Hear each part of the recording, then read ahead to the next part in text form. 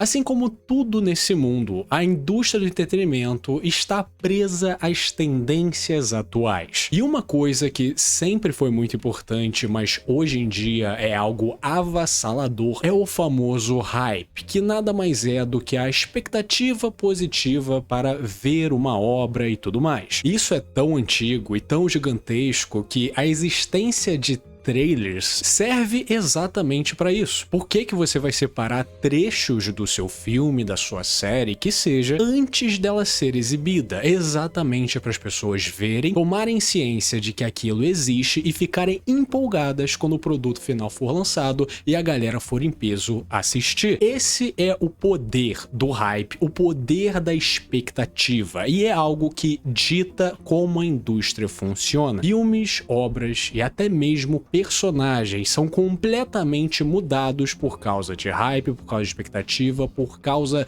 do clamor popular antes daquilo ser lançado. Então, ao mesmo tempo que a expectativa é algo grandioso, ela pode ser a queda. E se existe um personagem que engloba isso de uma maneira tremenda, é Bion Netero de Hunter x Hunter. E eu gostaria de avisar que nesse vídeo aqui conterão spoilers do mangá de Hunter x Hunter, tá bom? Então esteja avisado. Antes de mais nada, é bom entender o que significa expectativa quando se trata de obras de ficção, obras de entretenimento. Como dito antes, a indústria atual, principalmente do mainstream, daquilo que é famoso, que tem um grande nome, funciona à base do hype. E muitas vezes essa alta expectativa, essa expectativa poderosa sobre alguma coisa, geralmente é meio descabida. Afinal, a alta expectativa só é paga se aquilo for realmente muito bom. É muito complicado quando você tem um hype, uma expectativa imensa sobre algum produto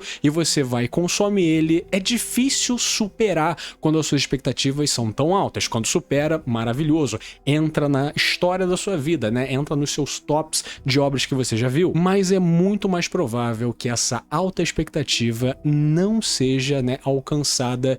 E isso é culpa nossa e não tanto culpa da obra. É claro que existem vezes que os autores, os responsáveis sobre aquele produto, eles fazem o trabalho de hypar um negócio que não faz muito sentido. E às vezes esse trabalho existe porque já faz parte de algo que as pessoas já esperam muito. Então, por exemplo, quando saiu o trailer dos primeiros Vingadores, eu lembro que na época foi um frisson, todo mundo falou vai ser foda, todo mundo foi no cinema e foi foda pra caralho, foi um dos melhores filmes que você viu, principalmente quando você é criança e vê isso. Eu lembro até hoje, eu tentei ir com meu pai ver no fim de semana, estavam todos lotados, eu não consegui ver o filme, fiquei chorando. E aí na segunda-feira ele saiu do trabalho mais cedo só pra me levar no cinema, e na segunda ninguém ia no cinema, né, todo mundo tava trabalhando, e aí eu consegui ver meu Vingadores e foi uma experiência incrível que eu lembro até hoje. Esse filme foi lançado em 2012, ou seja, eu tinha 10, 11 anos de idade e eu lembro dessa porra. Porém, o que a gente mais tá acostumado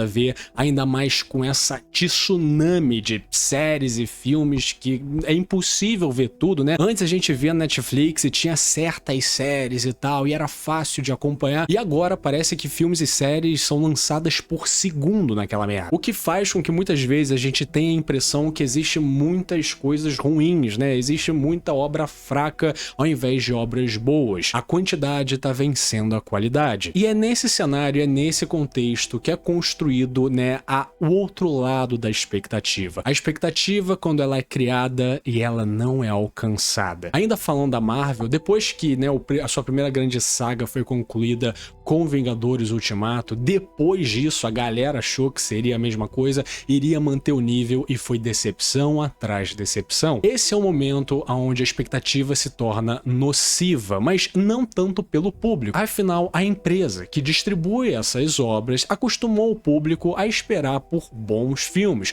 uma boa construção, personagens icônicos, e quando ela não entrega isso depois de vários projetos consecutivos, isso faz com que ela enfraqueça enfraqueça absurdamente. E isso não é uma exclusividade da Marvel, a gente pode falar, por exemplo, da nova trilogia de Star Wars, que é um desastre, ou até mesmo de Hobbit, que não chega nem aos pés peludos do que foi Senhor dos Anéis. Essas obras até podem ser boas, você pode ter gostado de Hobbit, mas pelo fato de pertencer a um universo grandioso, um universo que já nos deu uma das trilogias mais icônicas, se não a melhor trilogia do cinema, que foi Senhor dos Anéis. Depois que você vê esse tipo de obra, é impossível você não ter expectativa e é impossível você não se decepcionar. É por isso que o trabalho de manuseio de expectativa é uma das coisas mais difíceis de se fazer e uma das coisas que os grandes estúdios, os grandes magnatas dessa empresa estão tentando decifrar. Porém, falando em uma escala um pouco menor, podemos falar da expectativa existente com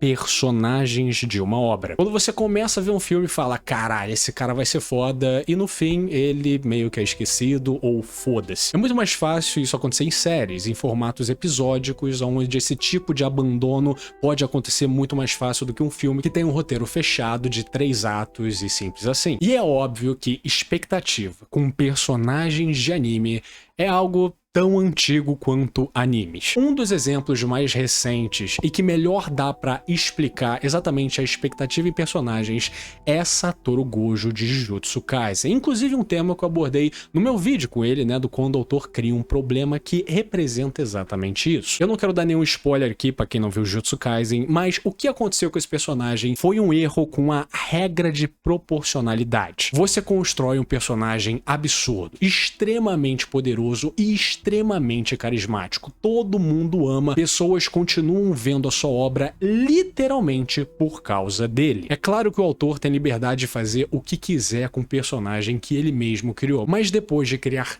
tanta expectativa sobre ele e ainda mais tanta expectativa sobre a luta tão esperada dele contra Sukuna desde os primeiros capítulos, é natural que os fãs esperem muito desse momento e esperem muito desse personagem. E a realidade é que essa expectativa, para a vasta maioria de fãs, não foi alcançada, né, com o desenvolvimento desse personagem. Um acontecimento que fez as vendas dessa obra caírem drasticamente. Eu tô falando isso tudo para representar o poder da expectativa e como ela é algo extremamente presente em obras de ficção e em personagens dessa ficção. Hunter x Hunter é um dos queridinhos desse canal, né? Temos uma playlist vasta falando sobre vários personagens e vários arcos de Hunter x Hunter. E para quem não sabe, depois que a versão de 2011 do anime se encerrou, o mangá continuou, mesmo com trancos e barrancos e inúmeros hiatos por parte do autor Yoshiro Togashi por causa de sua condição de saúde. E atualmente, Hunter x Hunter, estamos acompanhando o chamado Arco da Guerra de Sucessão. O arco que é de longe o mais trabalhado, complexo e rebuscado que Togashi já fez na sua vida e que já habitou esse mangá. Todo mundo que já teve o privilégio de ler esse arco inteiro sabe que existe Hunter x Hunter antes da Guerra de Sucessão e depois dela. É um momento onde o universo é expandido de maneira bizarra, inúmeros personagens e habilidades novas são apresentados e a trama fica cada vez maior. E o contexto desse arco e a maneira que conhecemos o tal Bion Netero é quando o imperador de Kakin, uma nação do mundo de Hunter x Hunter, proclama uma expedição inédita para o continente negro, o famoso mundo misterioso além do mundo conhecido. Um lugar lendário que até então só Jim Freaks tinha falado sobre no final do anime, né, para o seu filho. Um lugar repleto de monstros, maravilhas e terrores além da compreensão humana. Expedições já tinham sido feitas para esse local, mas com profissionais e eram extremamente controladas. O que esse imperador quer fazer é juntar todo mundo num navio bizarro, junto com toda a sua família real e uma penca de gente e levar todo mundo para esse mundo desconhecido, bizarro e perigoso, como se fosse um cruzeiro para Miami. E na sua apresentação, em determinado momento, ele fala sobre o lendário Isaac Netero, que tinha morrido há pouco tempo, né, decorrente do arco das Formigas Quimera. Então ele apresenta o filho dessa lenda, o capitão dessa expedição, Beyond Netero. Só isso, para qualquer fã de Hunter x Hunter, já nos injeta uma expectativa absurda. Isaac Netero é um dos personagens mais amados e poderosos dessa obra. A luta dele contra o Meruem, para mim, é a melhor luta já feita em animes e mangás, e ele é um baita de um personagem. E com essa grande revelação, que agora estamos prestes a finalmente conhecer o continente escuro, o lugar que o Jin cantou a bola lá atrás, e agora a gente aparentemente vai ver finalmente isso. Quem vai estar liderando essa expedição e liderando esse arco é simplesmente o filho perdido de Isaac Netero, o que já instaura inúmeros pensamentos em nós. Primeiramente, que ele é possivelmente tão forte quanto seu pai, o que já é um absurdo. Ao mesmo tempo, se a gente nunca ouviu o Netero falar sobre seu filho, a gente nunca viu ele, né, passeando lá no mundo conhecido, né, junto com o Gon, junto com Kurapika e tudo mais, provavelmente ele não tinha a melhor relação do mundo com o pai dele, o que já imprime essa percepção de que ele é uma figura meio vilanesca ou algo do tipo, fazendo esse exercício de e se muito interessante, né, de pegar um personagem extremamente forte e falar, nossa, e se ele fosse do mal? Agora Togashi faz literalmente isso, né? E se Isaac Netero fosse do mal, aparentemente é o seu filho. Quando ele é apresentado, conhecemos mais da sua personalidade. E ele tem um discurso inflamado e direto. Não recusarei a ajuda de ninguém que tenha um coração valente. Qualquer um que busque pelo novo mundo é uma parte importante da nossa família. Seus talentos individuais serão aproveitados. A única coisa que precisamos é de coragem para dar o primeiro passo. Venham para Kakin.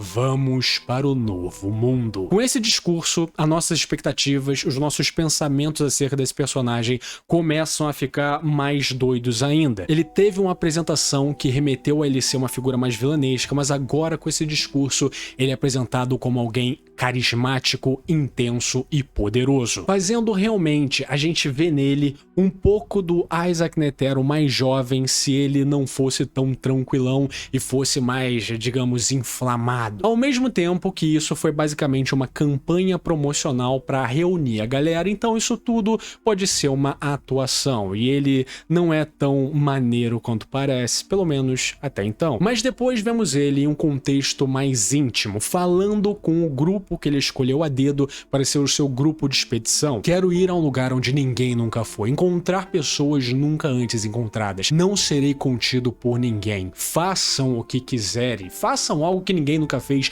pisem no desconhecido. Não impedirei ninguém de ir, nem irei atrás de quem fugir, mas acabarei com qualquer um que fique no meu caminho. Então vemos essa liderança natural do filho do homem que foi o presidente da Associação Hunter. Aparentemente ele herdou isso do pai, mas também algo muito importante. No meio dessa galera está Pariston Hill, que agora é um ex-membro do Zodíaco e uma das pessoas que seguia Isaac Netero. E depois, mais tarde, sabemos que também Jin abandonou o Zodíaco para fazer parte da tropa do Beyond. Eu acho que essa decisão foi cirúrgica por parte de Yoshihiro Togashi, porque ajuda na construção da expectativa desse personagem. Uma coisa é ele ser demonstrado como alguém forte, alguém desenvolto, alguém intenso, mas entende que existe um pouco de nepotismo aí pelo fato dele ser filho de um cara muito foda. A maneira que Togashi explica meio visualmente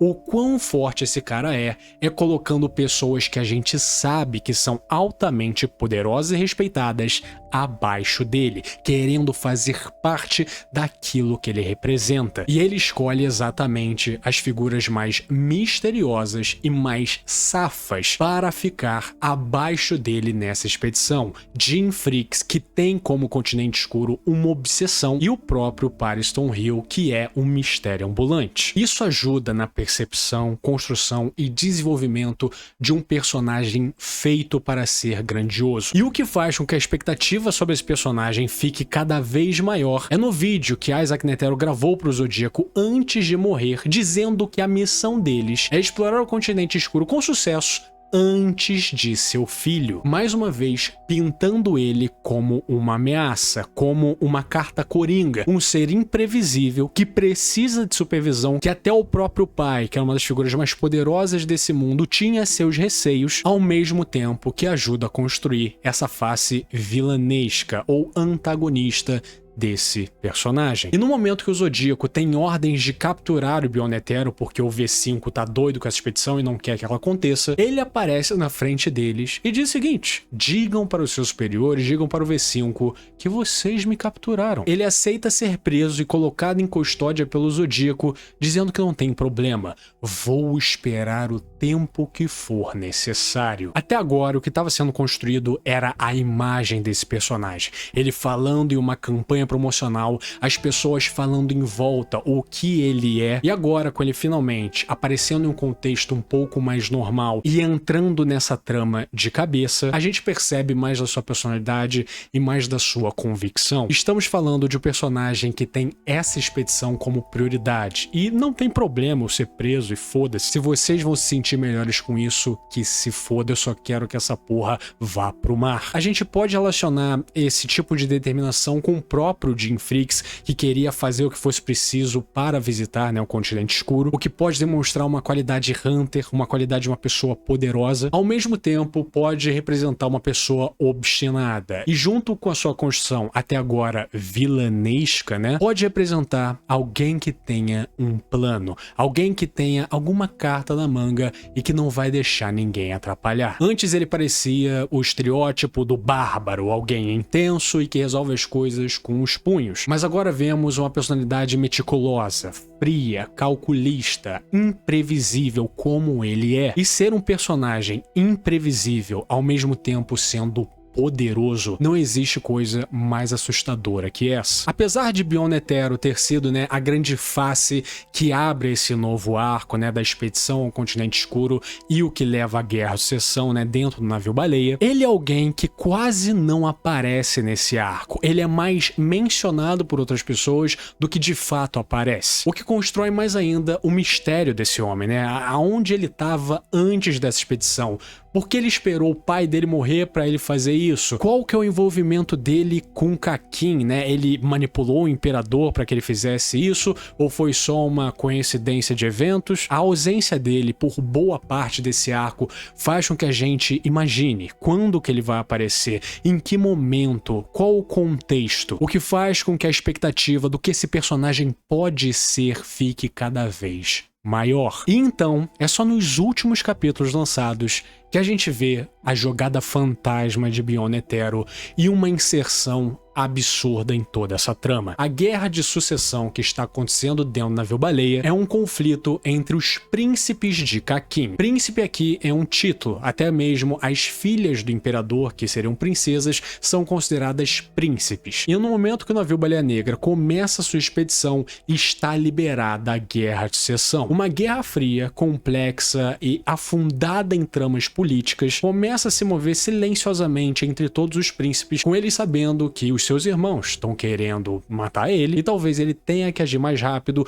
junto com as inúmeras organizações dentro desse navio. As máfias, os seguranças, a trupe fantasma, o Hisoka e por aí vai. Em todo esse contexto, Bionetero é deixado de lado, como eu já havia dito, mas também o que é deixado de lado é o seu grupo. O grupo que agora está sendo liderado por Pariston e Jin, que a gente não viu sequer entrar nesse navio. E isso vai criando cada vez mais tensão, cada vez mais expectativa. O que Beyond falou pro seu grupo fazer? Aonde eles estão? O que eles estão tramando? Mas a cartada de Beyond não é com o seu grupo, mas sim com um plano muito antes da expedição. Com uma das seguranças de um dos príncipes, uma soldada do Império de Kakin, dizendo em certo contexto para Kurapika, que é o protagonista desse arco, que ela é a filha legítima de Bionetero. Ela é um caso especial, na qual desde o nascimento tem uma habilidade de Nen despertada. Quando o recém-nascido desperta a habilidade de Nen, ele tenta evitar o cansaço excessivo instintivamente, então as habilidades de Ten e Zetsu são adquiridas em um curto período. Desde que entrei na escola da Guarda Real, mesmo poupando meus esforços, minha resistência sempre teve resultados dignos da classe de elite. No entanto, esse era um efeito colateral do ataque de Nen do Beyond. Beyond nos amaldiçoou. Nós temos algo que será ativado após a nossa morte. Então ela abre a boca e mostra debaixo da sua língua uma marca que parece um olho bizarro. E parabéns para esses quadros extremamente detalhados e bizarros que o Togashi adora fazer em certos momentos. Aparentemente eu sou um peão forte, ou seja, fui escolhido como alguém que persegue e mata seus alvos o amaldiçoando. Existem pelo menos 10 desses fortes, incluindo eu e outro personagem. Há também um número igual ou maior de peões fracos, levando em conta que Beyond não conseguiria prever o número final de príncipes. É provável que ele tinha preparado uma grande quantidade de peças. Nossos corpos lançam maldições em nome de Beyond, são meras ferramentas. Não sabemos exatamente que tipo de habilidade isso envolve, nem quem está na mira de Beyond, mas não há dúvidas de que fomos amaldiçoados para garantir a morte desse alvo. Há mais de 10 peões e há 14 príncipes. Não consigo acreditar que esse número seja coincidência. Não sei qual de nós vai amaldiçoar e matar algum dos príncipes. Mas Beyond está decidido a completar a guerra de seção com todo o seu empenho. Acredito que um dos príncipes é filho de Beyond. Essa é a minha conclusão. E logo depois desse plot twist, revelação absurda, nós vemos um pacato, tranquilo, descabelado e desajeitado Beyond Netero ainda na sua cela depois de acabar de ler um dos vários livros. Como se ele fosse ainda aquele líder inflamado que só quer visitar o continente escuro. Não é como se ele estivesse esperando nada dessa tal guerra de seção. Afinal, ele tá preso aqui, né? A apresentação dessa trama é algo absurdo, que faz com que Beyond Netero seja uma baita ameaça do mundo de Hunter x Hunter. Ele não é só um personagem obstinado e poderoso, ele é um personagem com intenção e que aparentemente quer colocar o seu filho como o novo imperador de Kakin, mas por que ele gostaria disso? É claro que um filho dele como imperador de Kakin, ele teria muitas regalias e blá blá, mas todos os filhos acham que são filhos do imperador, pelo menos até onde a gente sabe. E essa revelação é um daqueles momentos que levanta 1 bilhão de teorias. As pessoas estão loucas querendo saber quem seria o príncipe que é o filho de Beyond e o grande, né, objetivo dele. Muito se fala que seria o príncipe Tseridonihi, né, o quarto príncipe, o príncipe diabo, que inclusive tem um vídeo aqui no canal sobre. Mas será que o imperador de Kakin sabe disso e tá junto com ele? Ele sabe desses movimentos que estão acontecendo? O que o Kurapika vai fazer depois de ter essa revelação, já que agora ele faz parte do Zodíaco? Ele vai tentar interrogar Beyond, o que vai acarretar com a fuga dele e vai, né, fazer com que o grupo finalmente apareça, o Jin, Paris, né, a galera? Em suma, esse é exatamente o poder da expectativa. Esse é um personagem que literalmente, desde sua primeira aparição, foi colocado um peso enorme em cima dele. Se espera muito de um personagem que é filho de Isaac Netero, que já se mostrou sendo extremamente poderoso e perspicaz. E agora com esse plano que demorou anos para acontecer de forma extremamente meticulosa,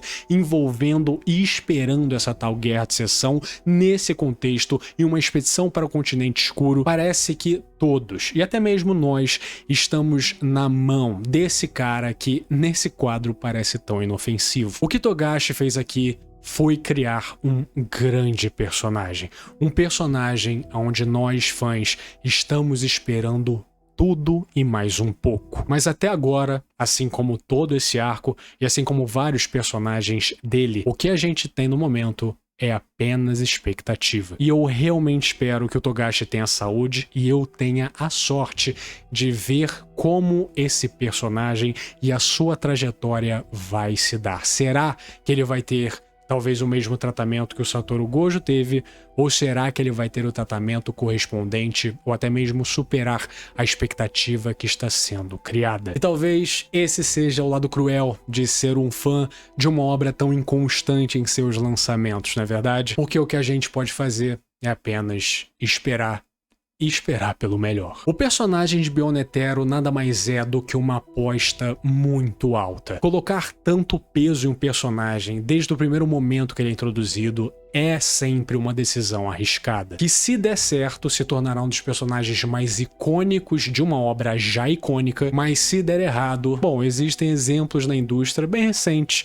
do que acontece quando, a expectativa não é alcançada. Porém, até agora, a maneira como ele foi construído e desenvolvido é única e, na minha opinião, perfeita. Ele é um personagem de aparições extremamente pontuais. Nenhum dos seus balões de fala são descartáveis. Tudo esconde alguma coisa, ainda mais depois que a gente viu o quão perspicaz, o quão preparado e o quão bizarro ele é. Bion Netero é o personagem que talvez melhor incorpore o tema desse arco. Um arco que mergulha fundo em tramas políticas, em intrigas fantasma, em inúmeras organizações e núcleos se movendo em busca da sobrevivência ou em busca da glória, mas parece que sempre existe uma sombra, uma cortina que ninguém vê que tá manipulando tudo de cima. Um arco denso que não tem medo de gastar tempo explicando e sendo expositivo. Ele precisa ser assim para criar essa aura que existe coisas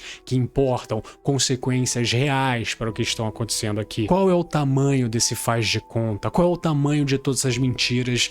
E é isso que representa Bion Netero, alguém que tá, controlando toda uma trama bizarra de filhos que ele criou para ser peões, para amaldiçoar príncipe, para matar eles e tirar eles da guerra de sucessão, mesmo que ele pareça alguém só empenhado em ir para o destino desse navio. E a natureza do hype, da expectativa, ainda mais com um personagem tão enigmático e misterioso, é algo que faz com que ele cresça ainda mais, porque obviamente que a gente considera ele como um ser poderoso, ainda mais com esse plano. Mas será que ele é tão poderoso assim? O quão poderoso ele é? Será que ele é mais poderoso que o Isaac Netero? Será que ele é mais poderoso que o Jin? Eu não sei. E é isso que deixa ele tão interessante. Porque você mostrar, sugerir e não falar é algo que demanda experiência de quem está fazendo aquilo. E eu acho que nesse quesito, Hunter x Hunter tá muito bem servido. Se você chegou até aqui, meu muito obrigado. Lembre-se sempre, curta, comenta, compartilha e se inscreva no canal. Isso me ajuda demais. Se tiver pelo seu lado, dê uma hypada pra ajudar o guri. Um agradecimento especial para Alisson Rodrigues, Guaxinim Gamer, Buruburu, Vanilson Silva, Retroblade, Bigode Orei, Maria, Matheus Santos, João Pedro, João Oben, Pedro Junqueira, Gable 3D, Volknai, Caco Baixinhos, Chico Mia, Riabenê, Iburinha, Alissu, Togers, Fábio Luiz, Victor Moser, Gian, Gabizado, Frost Disc, Giovanni Vaz, Guilherme Cruz, Jonas Fagundes, Matheus Saaf, Feceu, The Blood Hunter, Matheus Queiro, Quebra-Cabeças, Project Tauá, Timão Analítico, Goiaba 2202, Hipnos 11, Devils Muito Legal, Vinho de Flores, Killer, É Verdade, Henry, Vitória Série Souza, Toxic, Bambu, Isalon, Worth, Stedrovand, Manjobão, Catraca, Kunico Amakoto, Rick Cobbs, Teus 7, Biels, Philips Morgan, Pixel Z, Dmitry Dessa, Kaique Alexandre, Jé Jackson Gouveia, Maurício Vieira, Cowboy do Espaço, Matos Gabriel Rodrigues, Renan Correia, Igor Silva, Victor Diogo, Shadow BR, Haru Libert, Cassiri, Pedro H, Fiat Pô Todo Fudido, Tona Catraca, Pedro Corredora PL, Iride, JC Kozlowski, Luiz Elano, Foxhound, Yuri Fukuda, Gabriel Baldê, Pepoca, Gabriel Rachadel, Selk, Abílio Rua, Drincomene, Jovem Dinâmico, Igor Viana, Guilherme Xavier Barbosa, O Gugas, Nimo Toda, o EVSG, LP, School, Gustavo Oned, Vitor S, Ângela Cavalcante, Gabi Madrugada, Fabrício Pérez, o Offen, Timboca Xota, Rimãozinho, Gabriel Neves, Rafael Lima, Fábio do Gás, Martinho Coben, Shibiribissauro, Rafael York e Prociachum. Eles são os membros do canal, muitíssimo obrigado pelo seu apoio, vocês são fodas demais. E se você quiser ser que nesses paladinos do Inferno de Dante, considere ser um membro também. É uma coquinha e uma cervejinha que você deixa de beber no mês, então assim, se tiver sua carteira, por favor, considere. Tchau, tchau!